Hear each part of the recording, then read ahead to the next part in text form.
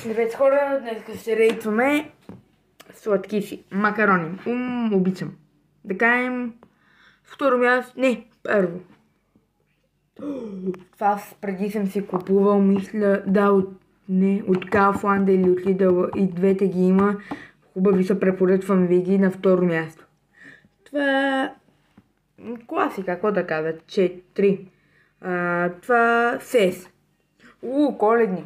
Коледни бисквитки не съм ял, ама като съм ги помирисвал, мирисат хубаво и затова се казват 4.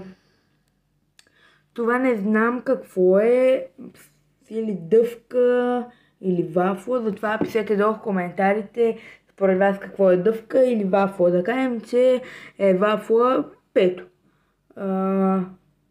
С колебийки с късметчета, чувал съм, че са гадни и никога не съм ги пробвала, затова 9. Бутер банички ли са, или да кажем бисквитки 7. Но са трусът 8.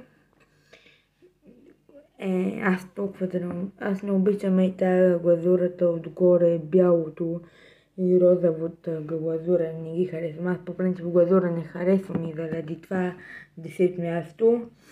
Според мен се получи добре. Така, не забравяйте да напишете според вас на 5 място това какво е, вафли или дъвки. Чакам коментари. И искам да ви благодаря искрено много за 11-те абоната. Чао!